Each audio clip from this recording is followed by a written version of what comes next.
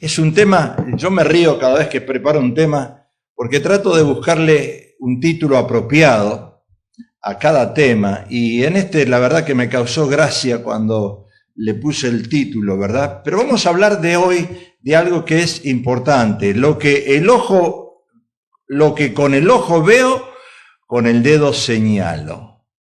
Lo que con el ojo veo, con el dedo señalo. Y esto es como se lo conocen en la Biblia a los fariseos.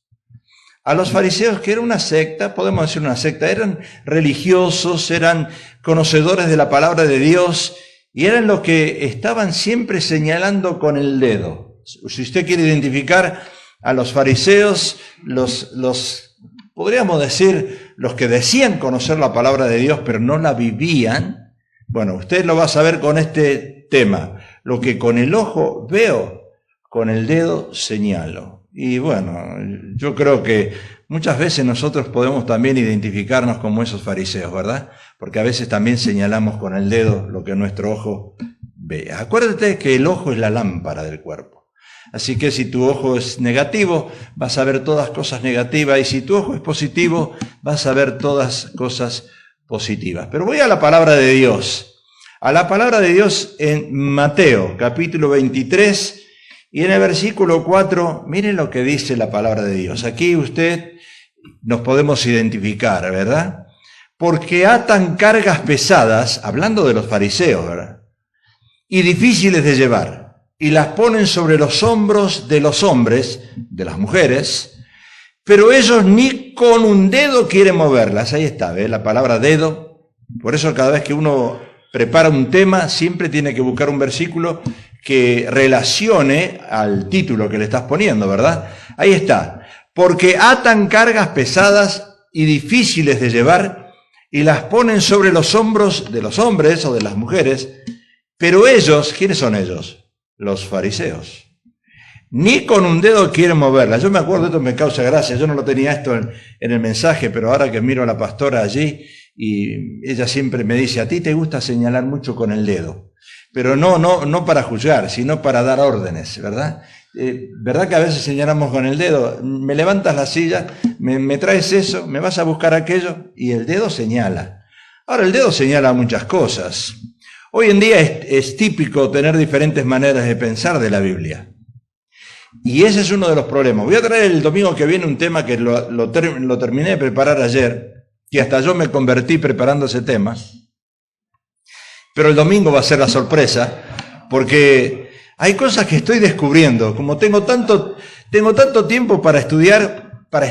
Bueno, antes cuando andaba de novio con la pastora no tenía tiempo para estudiar.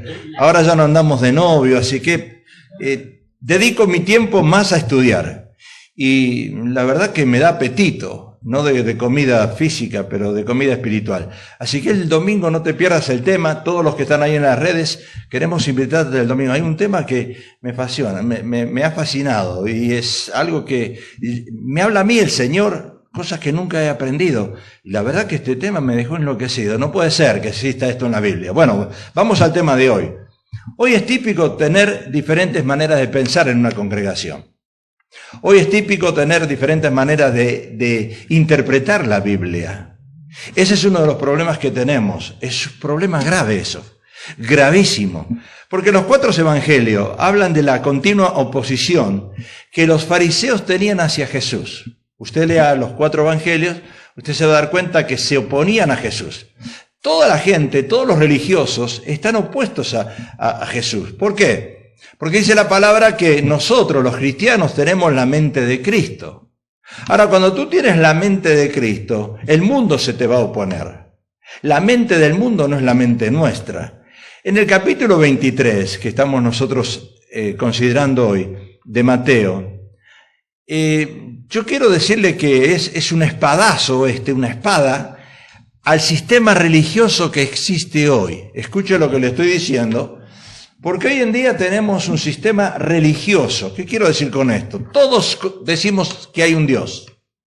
Todos creemos que hay un Dios. Y cuando hablamos de Dios, se convierte en religión, en un sistema religioso. Nosotros, el Ministerio Majestad, no quiere caer en el terreno de ser religioso. Nosotros no somos un ministerio religioso. Al contrario, es muy fácil caer en un terreno religioso, porque estamos envueltos en una sociedad religiosa. Ahora, si hablamos de la verdadera religión en la palabra de Dios, la verdadera religión, usando la palabra religión, lo dice Santiago 1:27, dice que la religión pura y sin mácula delante de Dios el Padre es ¿qué? Es visitar a los huérfanos, a las viudas en sus tribulaciones y guardarse sin mancha del mundo. Bueno, esta es la palabra que podríamos usar nosotros, religión. Ahora, ¿quién hace esto? Casi no hacemos esto. Ahora, necesitamos ir al contexto del capítulo 23. Siempre tenemos que acordarnos que cuando leemos un texto, tenemos que ir al contexto. ¿Por qué el Evangelio escribe en el capítulo 23 Mateo y dice eso? Fíjese lo que dice en el versículo 1. Entonces habló Jesús a la gente y también a sus discípulos. Jesús le hablaba a sus seguidores y también a los que no eran seguidores de él. Ahí estaban los fariseos, los curiosos, los que querían escuchar y quizás ver si Jesús se equivocaba en algo. Acá podemos ver que cuando Jesús hablaba a la gente, y están mezclados esos fariseos, o sea, las religiones, tratando de encontrar, como dije antes, en Jesús alguna doctrina errónea para acusarle. Por eso viene el dedo. El dedo ese. El dedo ese hacia Jesús. A ver qué va a decir Jesús. A ver qué dice, qué decimos nosotros. Porque cuando nosotros hablamos, la gente nos juzga. Pero nosotros tenemos que hablar con la palabra de Dios. Pero cuidado, hay muchos que no hablan con la palabra de Dios y estamos nosotros así con ese dedo juzgando. Ahora, si usted se acuerda en el contexto de la palabra, en el Evangelio, la entrada triunfal, ¿cómo entró Jesús a Jerusalén? En un asno. Ahora, los fariseos, imagínense usted, los religiosos, si Jesús, los judíos, si Jesús es Dios, ¿cómo va a entrar en un asno? ¿Cómo va a entrar tan humilde? Tendrían que entrar en un caballo, decían los judíos, un caballo blanco, si él es el rey, ¿por qué en un asno? O sea que la entrada triunfal fue en un asno. Y Jesús ya le había anunciado a sus discípulos en 3 ocasiones que era necesario morir. Ahora, yo digo una cosa, si Jesús es Dios, me imagino los fariseos estarían pensando, si Jesús es Dios, ¿cómo va a morir? ¿Cómo va a morir? Si Él es rey, ¿cómo va a morir? No entendían ellos. Porque ellos interpretaban la Biblia en un contexto religioso. Y no podrían entender la muerte de Jesús. Ahora, sigue diciendo el versículo. Mire lo que dice. En la cátedra de Moisés se sientan los escribas y los fariseos. En la cátedra. Acuérdense que Jesús, ¿dónde enseñaba él? En una sinagoga. Acá está hablando de la cátedra. O sea que acá podríamos observar el panorama de una reunión política. Cuando hablamos de política nos tenemos que ir atrás. Es una reunión política. El presidente quizás hablando, el presidente de esta nación, y los senadores alrededor. Imagínese usted a Jesús y los políticos alrededor. Porque, ¿qué hace la política? Juzga, interpreta a su manera. Jesús menciona en la cátedra de Moisés. O sea, se refiere que en esa cátedra había maestros. ¡Wow! Tremendo, ¿verdad? Maestros de la palabra. Así que imagínese que Jesús hablando en una cátedra y lleno de maestros, intelectuales, se conocían la palabra de tapa a tapa, y Jesús tenía que hablarle a esa gente. Yo no sé si usted ha predicado delante de muchas personas. Me estaba hablando ayer con la pastora cuando fuimos a ministrar a Sacramento en una cruzada, en un evento que nos invitaron en Sacramento. Fue el evento creo que más grande, mil había, y 1000 personas en el anfiteatro ese, había 1000. Y cuando nos paramos ahí, ella tuvo que predicar, yo también. Y cuando nos paramos a predicar delante de 1000 personas, no es tan fácil. Porque dentro de esas 1000 personas hay maestros, hay personas que conocen la palabra. Pero acá se refiere la palabra de Dios a los maestros de la palabra, que eran los rabinos, los judíos rabinos, que enseñaban la palabra al pueblo. Ahora imagínense Jesús hablando allí y los rabinos, que se conocían la palabra de Dios, el Pentateuco, ¿verdad? El Antiguo Testamento. La cátedra vendría a ser el Pentateuco, los 5 libros que escribió Moisés. Y cuando hablamos de los fariseos, debemos aclarar que ellos no estaban en la época de Moisés, porque si usted lee el Nuevo Testamento, va a encontrar a los fariseos, pero si usted va al Antiguo Testamento no aparecen los fariseos. O sea, los fariseos aparecieron unos 200 o 300 años antes de Cristo. Wow, empezó allí la religión, diríamos, la religión falsa, la religión que juzga. 200, 300 años antes de Cristo. ¿Y qué significa fariseo? Significa separado. A nosotros la religión tradicional nos dice que somos evangélicos, sí, pero somos cristianos separados. Así que la religión tradicional nos considera a nosotros fariseos. Mire lo que es. Fariseo significa separado. Y ellos se separaban, mejor dicho, de los demás, buscando ¿qué? La santidad. ¿Saben lo que hacían los fariseos? No se juntaban con todos. Ellos decían, nosotros somos santos, estos no. ¿Está pensando usted como algún fariseo? Ellos decían esto, nosotros somos santos, pero esta gente no. O sea que lo que al principio fue bueno, porque parecía algo bueno, después se convirtió en un club de los separados. Cuidado que en una iglesia hoy en día, en iglesias pentecostales, en iglesias cristianas, hay grupos. Grupos de hombres y mujeres separados unos de otros. Uno piensa una cosa, otro piensa otra, y sin querer queriendo, bueno, como decía el Chapulín Colorado, ¿verdad? ¿Qué pasó con el Chapulín Colorado? Bueno, no voy a entrar en ese tema, pero se hacen grupos en la iglesia. Un grupo cree una cosa, otro grupo cree otra, otro grupo cree otra, otro grupo cree otra cosa. Y en iglesias se separan. Y después se dividen las iglesias. Entonces hoy diríamos lo mismo con las quizás organizaciones eclesiásticas, separadas unas de otras. Usted ve que hay muchas organizaciones eclesiásticas, pero ninguna combinan, ninguna tiene la misma idea. Todas viven separadas unas de las otras, juzgando quizás doctrinalmente las cosas malas que practican la otra. Ahora yo quiero decirles algo, y esto es importante para que lo entendamos. Para pertenecer a ese club de los separados, se tenía que pasar por muchos requisitos. Cuidado, no era tan fácil ser fariseo. Y había mucha influencia económica. ¿Qué quiero decir con esto? Lo mismo que pasa hoy en día, en esos grupos. Bueno, acá está el grupo que tiene mucho dinero. Ay, hay gente que tiene mucho dinero, este grupo no tiene tanto, este grupo es pobre. Y entonces la gente empieza a buscarse. En las iglesias así se divide la gente. Se junta un grupo que está en una posición social alta, otro en una posición social mediana, otro en una posición... Y empiezan a generar grupos, posiciones sociales. Bueno, el dinero siempre existió, ¿verdad? Ahora, Mateo 23:3. Dice la palabra de Dios. Así que todo lo que os digan, ¿quién? Los fariseos. Jesús está diciendo que guardéis, guardarlo y hacerlo. Pero miren lo que dice ahí, miren. Más no hagáis conforme a sus obras, porque dicen y no hacen. O sea, escuche, es lo mismo que le pasa a un predicador, a mí, ¿verdad? Yo puedo predicar muchas cosas de acá del púlpito, pero cuando bajo no las hago. Y muchos cristianos hacen lo mismo, predican y hablan de Jesús, pero después cuando tienen que hacerlo, las cosas no las hacen. Ahí está lo que dice Jesús. O sea que Jesús les trataba de advertir a sus seguidores que lo que ellos estaban enseñando era una doctrina buena, pero no el estilo de vida que ellos practicaban. Mire, ¿usted quiere saber el estilo de vida que cada uno de nosotros predicamos o vivimos? Entre al hogar. Entre al hogar, entre a cualquier hogar y vea la condición del hogar y vea a los hijos. Es fácil darse cuenta, cuando usted quiere ver la condición de ese hogar, usted vea la condición de cada hijo de ese hogar. Los hijos.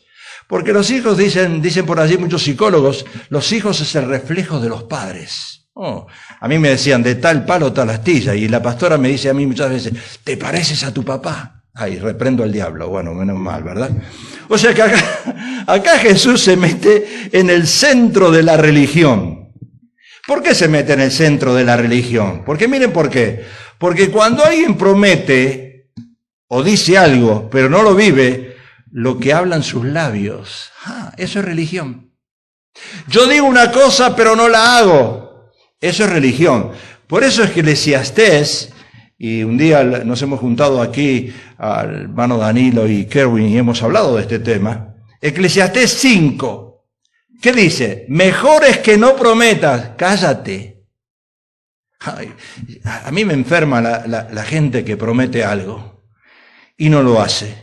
Y es verdad, mejor es que no prometas, porque este es un contexto religioso. Nosotros estamos acostumbrados a hablar mucho, pero a hacer poco. Y no que prometas y no cumplas. No dejes que tu boca te haga pecar. Ni digas delante del ángel que fue ignorancia. ¿Por qué harás que Dios se enoje a causa de tu voz y que destruya la obra de tus manos? Señor, ayúdanos, Jesús. La pastora en esta semana pasada, en los temas que estamos predicando en la casa, en Iglesia en Casa, habló de los hombres que le prometen a las esposas llevarlas a comer y no las llevan nunca. Me quedó grabado eso, digo, Señor, yo ya me salvé, por lo menos yo me salvo, ¿verdad? No todos se salvan, pero yo me salvé. O sea que es más fácil para el cristiano mirar la paja del hermano que la viga que uno tiene. Es fácil eso. Es fácil prometer y no cumplir en lo que Jesús está señalando acá a sus seguidores. ¿Por qué hablas tanto? Y se lo decía a los fariseos. Porque ellos hablaban mucho, pero cuando se bajaban del púlpito no lo hacían. Y eso se llama religión. Hay un dicho que dice, dime con quién andas y te diré quién eres. Mire, usted va a formar su propio grupo en la iglesia. Usted va a formar su propio grupo religioso. Y usted va a ver que ese grupo, dime con quién andas y te diré quién eres. Tú vas a ver resultados en ese grupo. Por eso llega la advertencia de parte de Dios a través de Santiago. Mire lo que dice Santiago. Por esto, mis hermanos, mis amados hermanos, todo hombre sea pronto para oír, tardo para hablar y tardo para enojarse, ¿verdad? ¡Wow!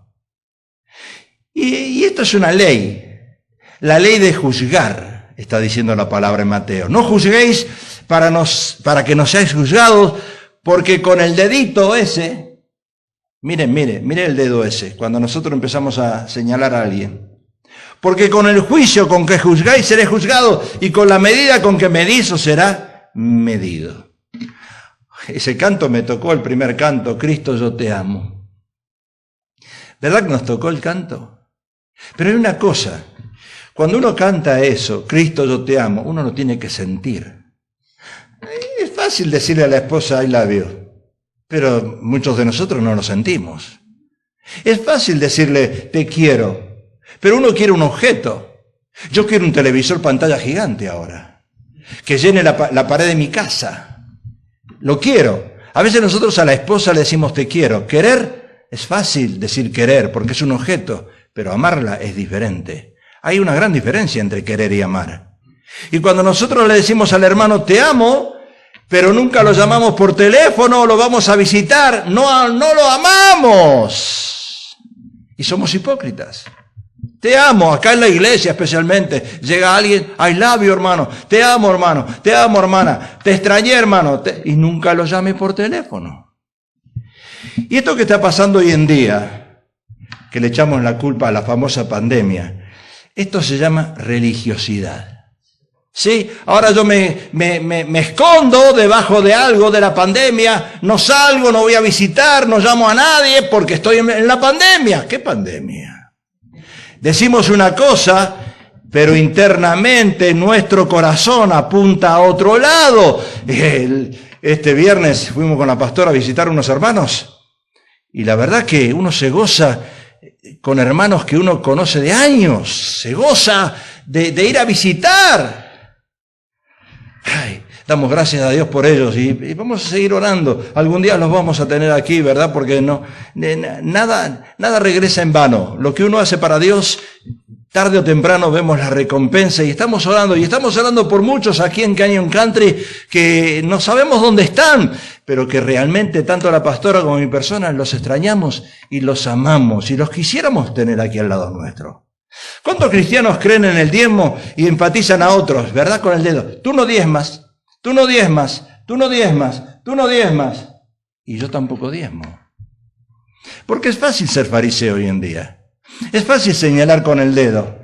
Es fácil. O sea que teníamos una hermanita, yo me acuerdo, en la otra iglesia, no acá, que sus diezmos los enviaba a El Salvador. al Salvador. No al Salvador, no se lo daba al Salvador, lo enviaba al Salvador. Y ella me decía, mi pastor está en una iglesita allá en El Salvador. Y allí yo envío mis diezmos. Y yo le decía, hermanita, sin embargo, el alfolí está acá.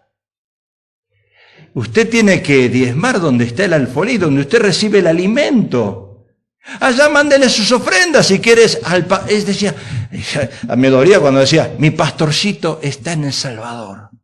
¿Y yo qué soy? Le decía. No le dije nada, pero yo pensaba, ¿y yo qué? Por eso la Biblia habla de diezmos y ofrendas. ¿O acaso tú destapas un santo, decíamos en la iglesia tradicional, para vestir otro?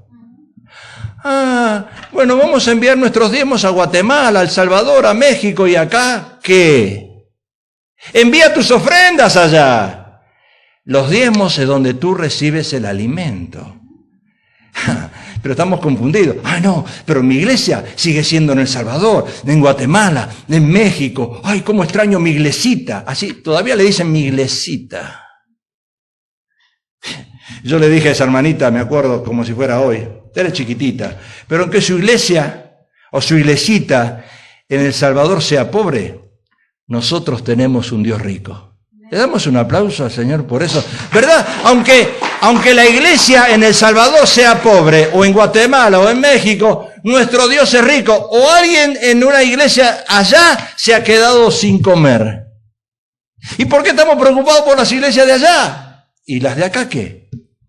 Pero pastor, nos decía la hermanita, usted no sabe que con $100 en Guatemala, quetzales, no se hace nada. ¿Verdad, Felipe, que no haces nada con $100? Ni al perico le puedes dar de comer.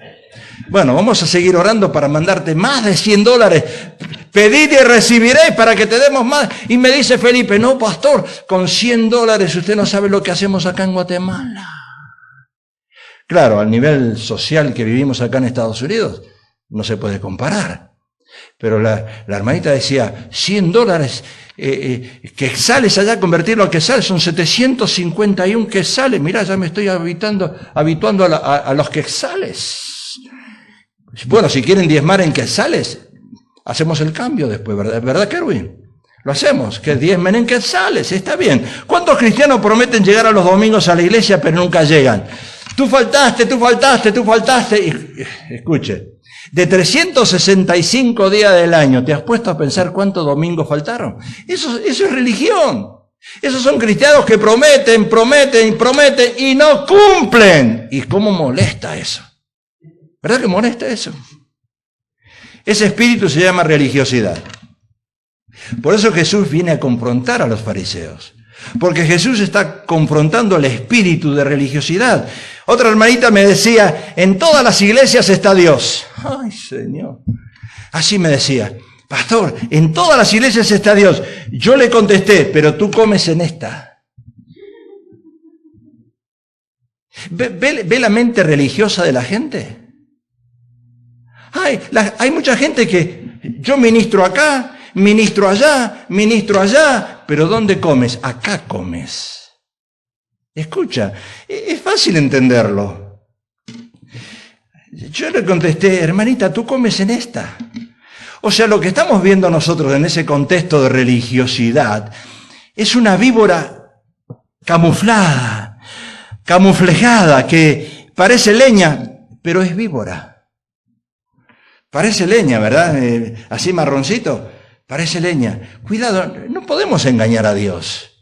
Escuche, ponga los pies aquí en la tierra. No podemos engañar a Dios. ¿Cuántos escucharon la golondrina, la serpiente y la corte? Yo lo escuché, esto sí lo encontré en Google. ¿Ves? No lo hice yo, lo encontré en Google. A veces en Google se encuentran cosas buenas. Ahí lo encontré. La golondrina, la serpiente y la corte. ¿Qué es esto? Una golondrina que retornaba de su largo viaje se encontraba feliz de convivir de nuevo entre los hombres. Construyó entonces su nido sobre el alero de una pared en una corte de justicia. Miren dónde hizo el nido. Y allí incubó y cuidaba sus polluelos. Puso los huevos y cuidaba sus polluelos. Pasó un día por ahí una serpiente. Ahí está la serpiente. Y acercándose al nido, devoró a los indefensos polluelos, se los comió todos. La golondrina, al encontrar su nido vacío, empezó a lamentarse.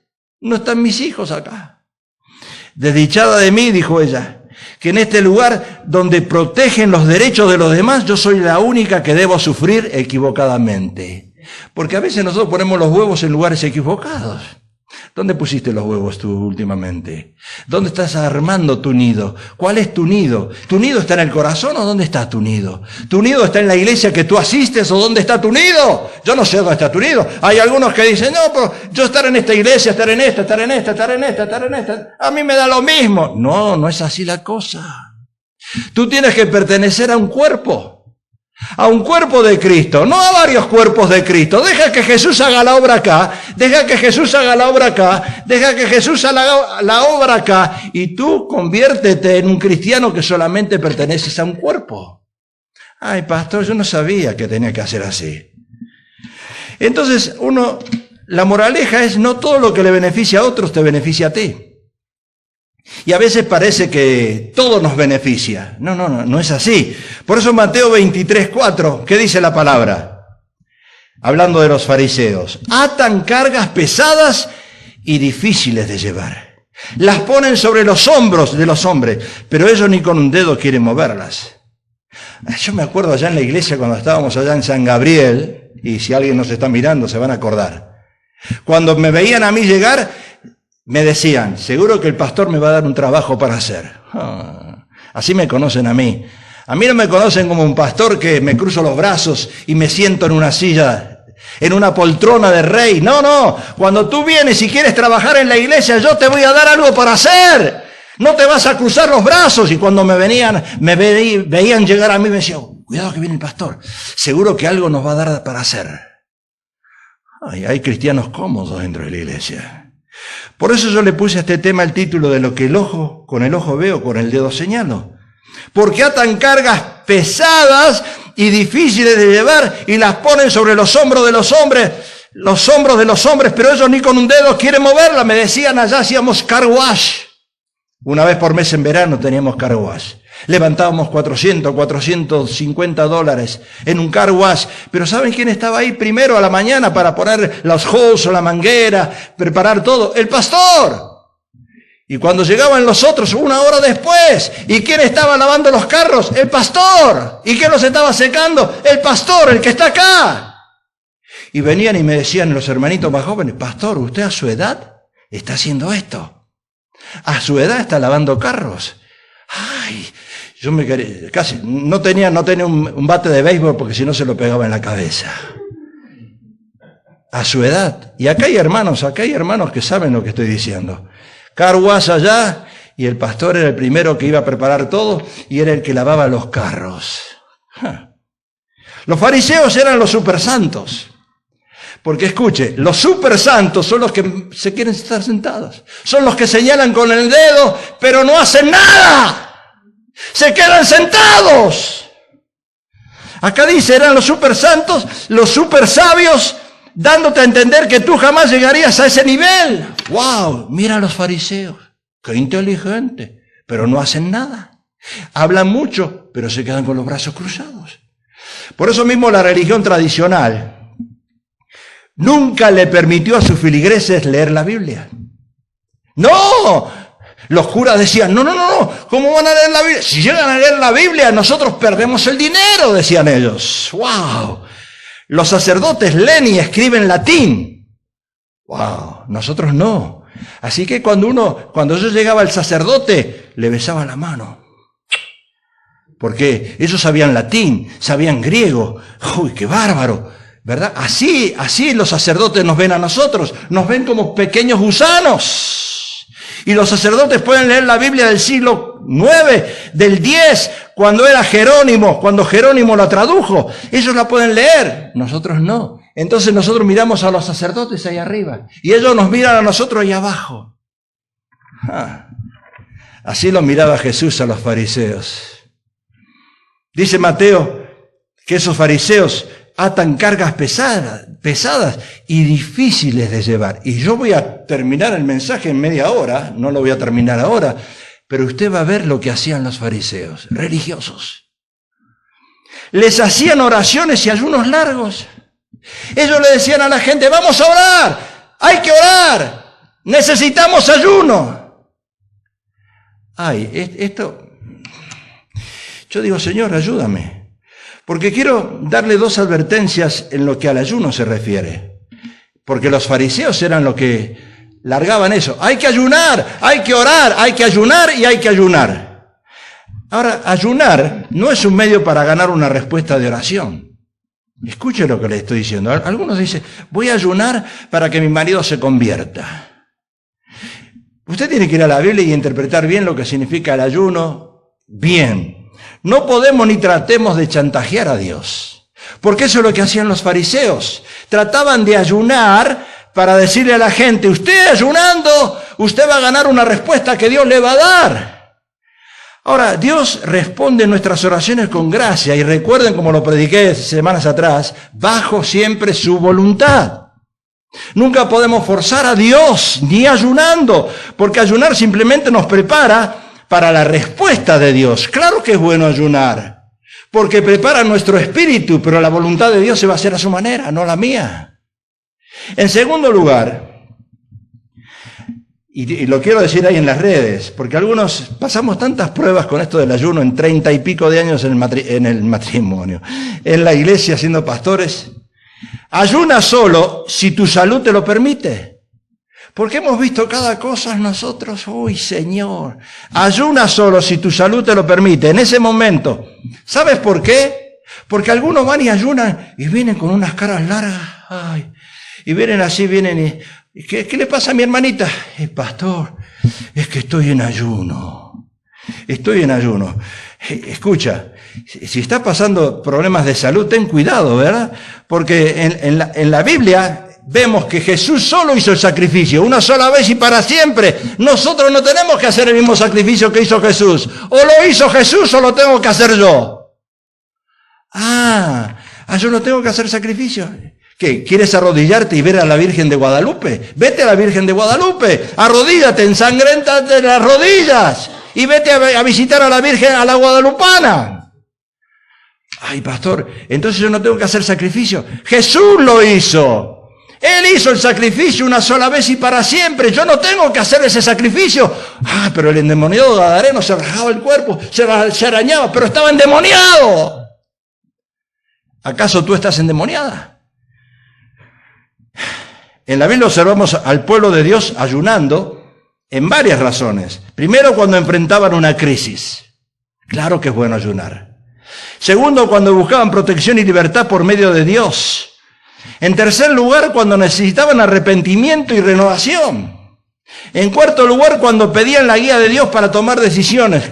Y en quinto lugar, cuando se humillaban a sí mismos en adoración. Claro que es bueno ayunar. Pero escuchen, los fariseos obligaban a la gente a ayunar. Las obligaban. ¡Wow! Ahora, el ayuno, de acuerdo a la palabra de Dios, no es para jactarse uno mismo. Escuche, todas las cosas que dice la palabra. Tengo que orar en un lugar secreto. Lo que tú haces en secreto, Dios lo recompensa en público. ¿Acaso Jesús oró en público así? No, Jesús fue a la montaña a orar. Él iba solo a orar. Solo, pero yo solo no quiero ir a orar. Yo quiero que alguien venga conmigo. No, Jesús iba solo a orar. ¿Qué pasó? O sea que el ayuno no es para jactarse uno mismo. Claro que no. Mira lo que dice la palabra de Dios en Lucas. El fariseo puesto en pie oraba consigo mismo. Él oraba para que la gente lo escuchara, para llamar la atención de la gente. Lea Biblia, por favor. Oraba consigo mismo de esta manera. Dios, te doy gracias porque no soy como los otros hombres. Ahí está, con el dedo. No soy como aquellos. Ladrones, injustos, adúlteros, ni aun como este publicano. Ayuno 2 veces a la semana. ¿Qué me importa si tú ayunas? Jesús le estaba diciendo. ¿Qué me importa? I don't care about it. Doy diezmo de todo lo que gano. Mentira. Mas el publicano, estando lejos, no quería ni aún alzar su voz. ni aún alzar los ojos al cielo, sino que se golpeaba el pecho, diciendo, Dios, sé propicio a mi pecador. Qué diferente. Qué diferente. Ahora, el no saber ayunar puede acarrear un peligro inherente en la iglesia. Hay gente que se muere. Ay, pero Jesús ayunó 40 noches, 40 días. ¿Qué tiene que ver? Él lo hizo con un propósito. Tú no eres Jesús. Podemos transformar el ayuno en un fin en sí mismo, más que un medio para llegar a un fin. ¡Wow! Claro. Pero ¿acaso tengo que hacer sacrificios, ¿no? Entonces, ¿qué hizo Jesús en la cruz? ¿Qué hizo Jesús en la cruz? Jesús cuenta que los fariseos, mire, lea Biblia usted, se jactaban ante Dios en oración porque ayunaban 2 veces a la semana. ¿Saben cuándo? Generalmente el segundo y el quinto día de la semana ayunaban, hasta los días específicos. Esos 2 días eran los días más importantes para el mercado judío porque iba gente al mercado judío. Miren los fariseos lo que hacían. Se querían hacer notar. Hay gente ahora. Vamos ahora porque hay gente. Vamos a mostrarle que somos religiosos ahora porque hay gente. Dios no quiere que tú muestres ser religioso cuando hay gente. Dios te quiere ver cuando estás solo. Eso significaba que la ciudad estaba llena de campesinos, comerciantes y compradores. En consecuencia, en esos 2 días de ayuno público, ellos contaban con la más grande audiencia. ¿Y por qué? Para sacarles el dinero. Uy, Dios, ayúdame a interpretar la Biblia. Y Jesús condenó esa práctica del ayuno cuando era hecha para obtener la adulación pública. ¡Uy, miren estos santos! Estos sí son santos. El publicano que no decía nada, no, este no, pero estos sí, estos son santos. Querían llamar la atención. Nosotros no estamos para llamar la atención. La iglesia de Jesucristo no es para llamar la atención. Es Jesús en la cruz el que llamó la atención y nosotros lo estamos ignorando. Muchas veces tenemos la habilidad de tomar las cosas sagradas y santas que han sido diseñadas para contactarnos con Dios y transformarlas en rutinas mecánicas meramente religiosas. Yo detesto la religión. Y Jesús también. Me acuerdo de una hermana que llegaba. Era fácil darse cuenta. En las mujeres más, porque las mujeres ayunan más que los hombres. Y esta hermana llegaba a la iglesia, cara pálida, no arreglada. Y cuando entraba a la iglesia le gustaba que los sugieras le preguntaban, hermanita, ¿qué le pasa? ¿Está enferma? No, es que esta semana ayuné. Escuche. Identifíquese usted con los fariseos o con Jesús. ¿De qué lado está usted? Ese espíritu religioso existe en todas las religiones, inclusive en la religión pentecostal. Dije espíritu religioso. ¡Wow! ¿Por qué atan cargas pesadas y difíciles de llevar y las ponen sobre los hombros de los hombres? Pero ellos ni con un dedo quieren moverlas. Ellos te decían, tú lo tienes que hacer, ve y hazlo. Pero yo me quedo en mi casa.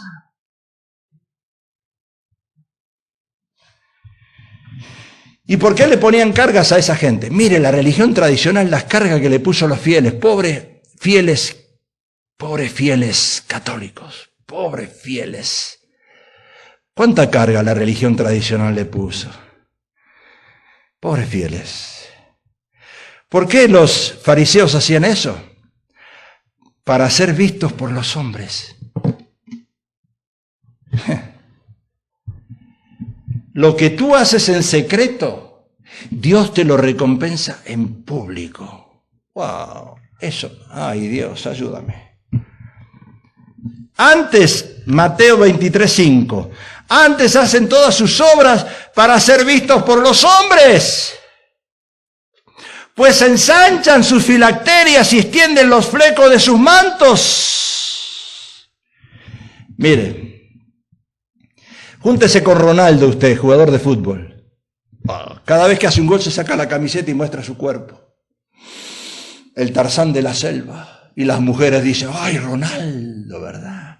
Ensancha sus filacterias. Show up. Y hoy hay cristianos y hay organizaciones eclesiásticas que show up. Quieren mostrar. ¿Mostrar qué? Y si hay algo que buscan esos supuestos cristianos religiosos, es robar cámaras, es llamar la atención. Mire, usted pida, yo me acuerdo, lo hicimos en la época de Paulino Bernal, en la época del hermano Protasovsky, en la época de la radio, cuando teníamos la radio del pueblo ahí. ¿Cuántas veces fuimos a esas cruzadas? Y decía Miguel Protasovsky, ¿cuántos van a dar cheques de $1,000? Y ahí pasaban las cámaras, acá. Y ahora, ¿cuántos van a dar de 500? Y pasaban otros, y acá. Y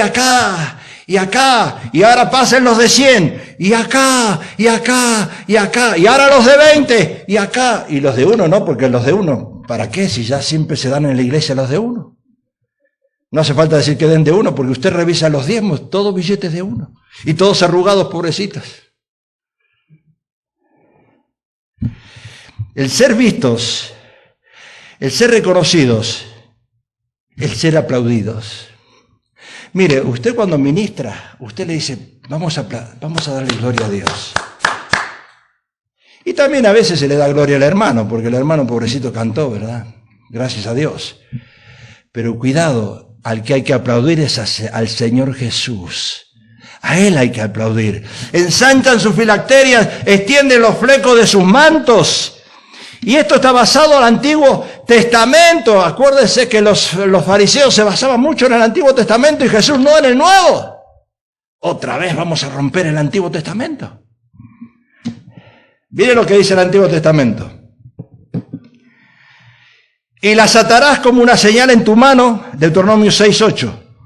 Y estarán como frontales entre tus ojos, las escribirás en los postes de tu casa y en tus puertas, cuando Jehová tu Dios te haya introducido en la tierra que juró a tus padres, Abraham, Isaac y Jacob, que te daría en ciudades grandes y buenas que tú no edificaste.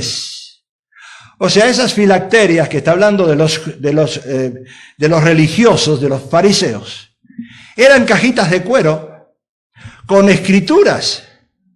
Y se las ponían en las frentes, acá para llamar la atención, acá. Se las amarraban con unas tiras de cuero en los brazos y salían a las calles para que todos podían ver que eran personas santas que guardaban la ley. No, Señor, ayúdame. No entiendo. Hoy en día, escuche, no quiero ofender a nadie. Pero hoy en día usted llega a la iglesia en falda, pero se va al supermercado en pantalones. ¿Qué está pasando? ¿Qué es esto? Se va al supermercado en short, pero a la iglesia llega en falda. Pero que yo no entiendo. ¿Acaso Dios está en la iglesia nada más o está en todos lados? No, yo no entiendo. Ensanchan su filacteria. Es que yo no quiero llamar la atención en la iglesia, pero cuando voy al mall, ahí sí llamo la atención. ¿Pero qué es esto? Mire, usted va al mall y usted ve a las mujeres cristianas desnudas. Pero en la iglesia santas. Escuche, ¿qué me está hablando a mí? ¿Qué me está diciendo?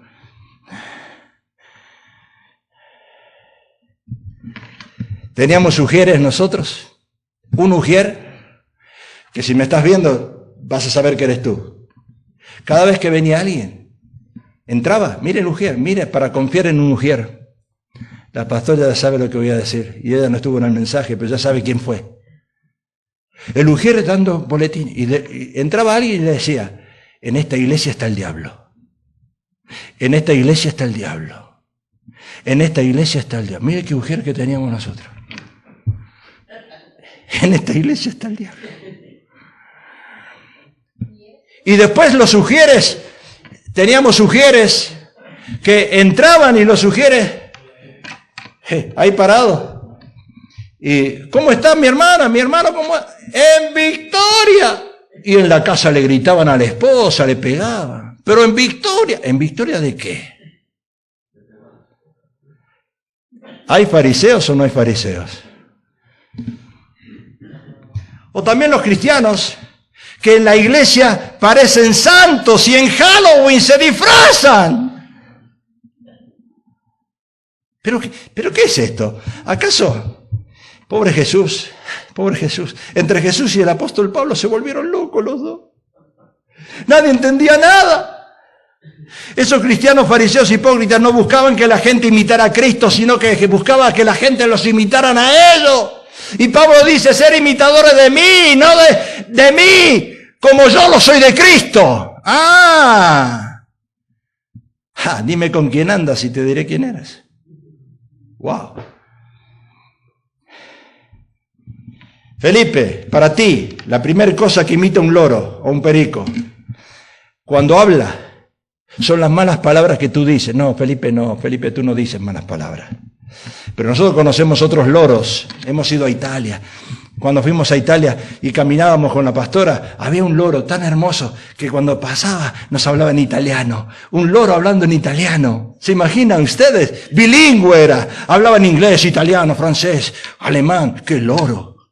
Pero ¿sabe lo que decía? Puras malas palabras. Lo primero que aprende un loro son las malas palabras. Enséñale a los niños, pregúntale a los niños qué saben. Malas palabras. ¿Pero por qué? Porque la escucharon en la casa. ¡Idiota! ¡Idiota! Bueno, esa es suave. Esa es suave. Esa es una suave. ¡Ay, idiot! ¡Idiot! ¡Idiot! Y los vecinos dicen, pero estos son cristianos. ¿Acaso Dios no te ha dado el libre albedrío para escoger tú y no que imites a otros? Escuche, nosotros somos una iglesia, somos una organización. No estamos para imitar a nadie. No estamos para imitar a nadie, a otros. Somos una. No estemos para imitar. A mí me hablan de acá, de este, del otro, del otro. No imitemos a nadie, no seamos loros. Y menos malas doctrinas, que es igual a malas palabras. ¿Qué más hacían estos fariseos para que Jesús los reprenda? Sentarse en los primeros asientos en la iglesia. Menos mal que acá nadie se sienta en los primeros. Solamente es que está acá manejando las cámaras. Porque Satanás busca el primer asiento y ahí se sienta el diablo.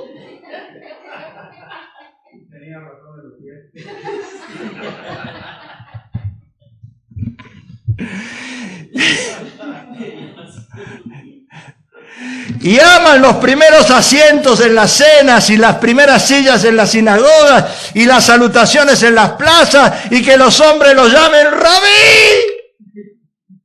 O en la iglesia Elim, algunos vienen de la iglesia Elim, al pastor lo tienen como un rey. Como un rey lo tratan. Yo los miraba y los envidiaba. Porque decía, a mí no me vienen a buscar ni una maleta y a este lo llevan en andas. Venía esa ley de las iglesias Elim, venía de mucho tiempo atrás. ¿Cómo lo trataban a los pastores, Danilo? Tú también quisieras ser pastor de la iglesia Elim. En mis 45 años de conocer al Señor y más de 30 años en el pastorado, me di cuenta de dos cosas, que sentarse en las primeras filas, en las filas de atrás voy a empezar primero, en las iglesias es malo. ¿Sabe por qué? Ahí donde está Kerwin es malo. Y ahí donde está la pastora es malo. Pastora, justo te sentaste ahí. Porque hoy están y mañana tú no los ves. Cuando se sientan en las bancas de atrás, tú dices, wow, la iglesia está llena, pero mira los que están atrás sentados. Un domingo los ves y al otro no los ves más. Kerwin, te fuiste, ¿dónde está Kerwin? Y sentarse en las primeras filas también es malo, porque por lo general esos cristianos tratan de empujar al pastor para predicar ellos. ¿Qué pasó ahí, muchacho? Y Jesús aclara esa postura farisaica. Y miren lo que dicen. Ni seáis llamados maestros, porque uno es vuestro maestro, el Cristo. Le damos un aplauso al Señor. No te llames maestro. Ahí está. El que es el mayor de vosotros sea vuestro siervo. Mira lo que Jesús le dice a los fariseos. Porque el que se enaltece será humillado y el que se humilla será enaltecido. Ahí está Jesús entrando en un asno. Montado en un asno. O sea que Jesús aclara que los predicadores no deberían llamarse líderes espirituales. Ahí está el contexto. Los predicadores no deberían llamarse líderes espirituales, sino siervos de Jesús. Por eso Pablo, en las epístolas 13, 14 que él escribió, dice Pablo, siervo de Jesucristo, no líder. Siervo, no maestro, siervo de Jesucristo, siervo de Jesucristo. O sea que para tomar, acá vemos, porque Dios y Cristo son los únicos que tienen derecho a esos títulos, ¿verdad? Solamente Dios y Cristo, maestro, rabí. Y para tomar un púlpito y predicar, la primera cosa que tienes que dejar de lado es el orgullo. ¡Ah! ¿Cómo canto yo? ¡Ah, qué bárbaro! Soy un Maradona, soy un Messi jugando. ¡Qué bárbaro! Soy el mejor esposo del mundo. ¡Wow! Tremendo, ¿verdad? Dejar que Cristo hable y no tus ideas. Cuidado con las enseñanzas de hombres y mujeres neófitos, como prediqué yo tiempo atrás, que por su inmadurez y orgullo predican herejías. Hay que tener mucho cuidado. Quiero terminar. Los religiosos atan cargas pesadas, difíciles de llevar, y las ponen sobre los hombros de otros hombres. Pero ellos ni con un dedo quieren moverla. O sea que la religión, queridos hermanos y amigos, la religión impone reglas a la gente conforme a la manera que ellos interpretaron la ley de Moisés. Yo no vivo bajo la ley de Moisés, yo vivo bajo la gracia de Dios. Eso lo tengo que entender. Una mujer quien hacía 12 años que sufría de una hemorragia continua se le acercó por detrás a Jesús, tocó el fleco de la túnica de Jesús. Jesús se dio vuelta y cuando la vio le dijo: ¡ánimo, hija! Tu fe te ha salvado. Y la mujer quedó sana, solamente tocando el manto. Solamente tocando el manto. Dijimos al iniciar el mensaje que hoy en día es típico tener diferentes maneras de interpretar la palabra de Dios, pero hay una sola manera de interpretarla. La Biblia se interpreta con la misma Biblia. Cuidado. O sea, yo quiero decirte que el verdadero cristiano tiene la mente de Cristo y no la del mundo. Cuando tú predicas y enseñas, tú enseñas con la mente de Cristo, no con la mente del mundo. Y la religión hoy mezcla lo mundano para hacerlo santo. ¿Para qué? Para esclavizarte. Yo dije en el mensaje pasado que Jesús es verbo y verbo es accionar. Verbo es accionar. No esperes que otros te digan lo que tienes que hacer. Tú ya lo sabes. Si eres un verdadero hijo de Dios, tú ya sabes lo que tienes que hacer. Predicar a Cristo. Juan el Bautista, ¿qué decía? Es necesario que yo mengüe, pero que Él sea exaltado. Yo no soy digno de desatar las correas de su calzado. Yo no soy digno para nada. Yo merezco el infierno. Pero por la gracia de Dios, por el milagro de Jesús, por la muerte y la resurrección de Él, por esa cruz, Él me perdona. Él me perdonó. La cruz me lleva al cielo. El sacrificio de Jesús, yo no tengo que hacer sacrificios humanos. Jesús ya lo hizo. Jesús ya lo hizo.